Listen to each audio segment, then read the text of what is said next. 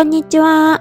こんにちは。今回は彼とラブラブにだけ興味津々です。彼とラブラブ？思いのこと？そうです。こういう相談がとにかく多いんですよ。内容は一部ぼかす箇所などもありますけどご了承ください。はい。まずは要約してポンポンお伝えしますね。はい。M さん、彼に突然二人きりで会うことを拒まれました。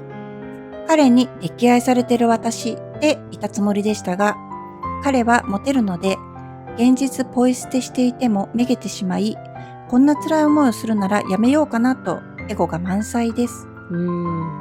B さん、私は彼に思われている彼女の立ち位置から降りようとしてしまいます。うまくいかないと、彼は私を大好きなのは分かったからもう十分ですとか、彼と私との学びが終わったのかもしれないとか、勝手に謙遜、勝手に幕引きしてダメにしようとしてしまいます。E さん、彼から1年以上連絡がないことに不安を感じます。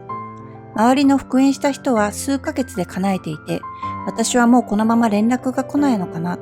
そんなの関係ないと思いたくても無意識に思ってしまいます。J さん、付き合ううちに返事が遅いから私のことは好きじゃないとか、私を好きならこうするのが当たり前なのにとか、疑いの目で見て自爆してしまいました。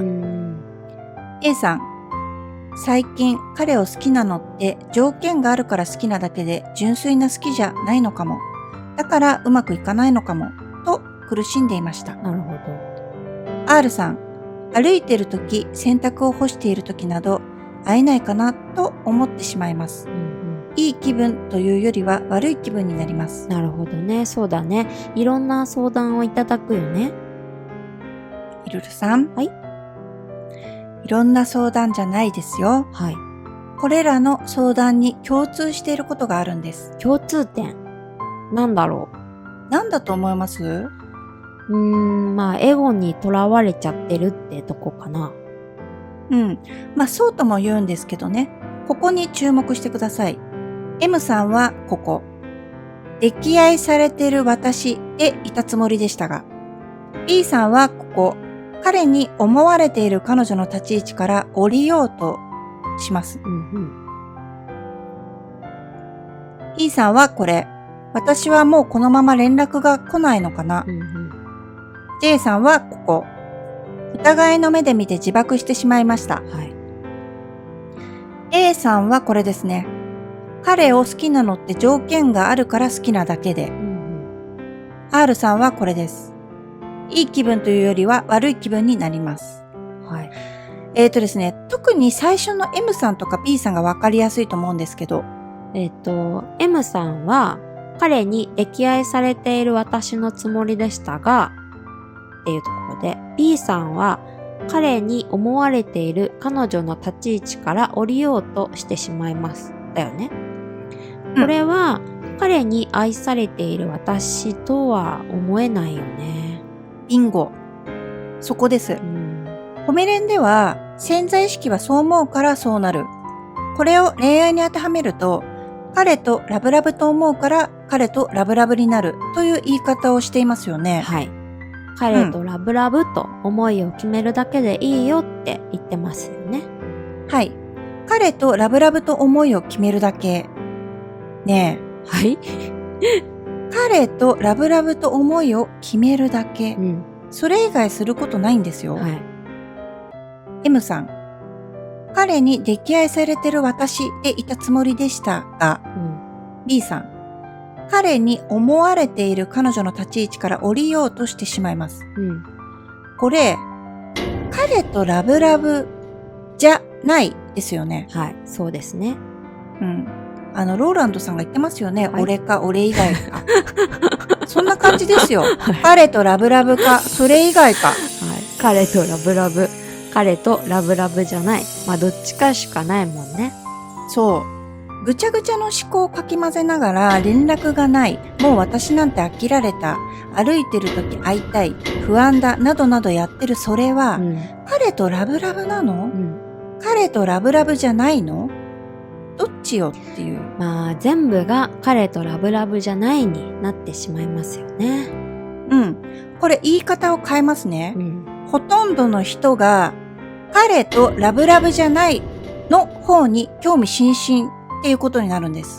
それはないよ。だって彼とラブラブでいたいのに、彼に彼女ができたとか、音信不通になったとか、いろんな出来事から不安になったり、焦ったり、悲しくなったり、へこんだりするわけだから、したくてしてるわけじゃないんだよ。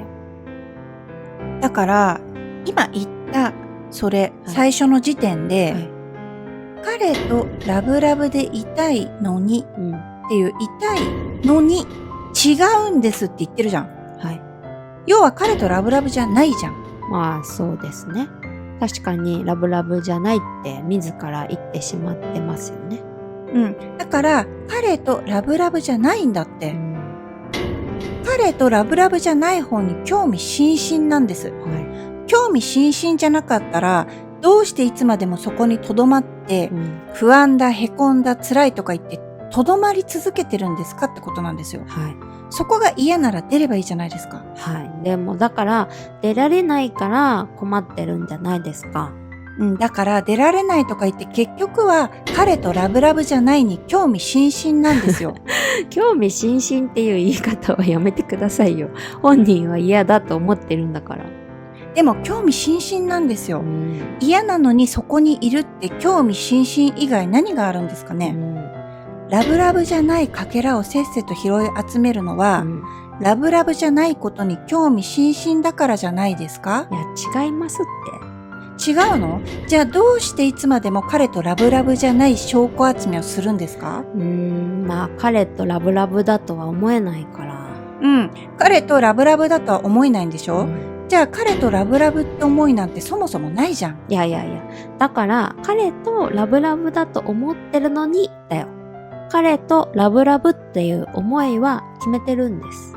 どこが決めてるんですか？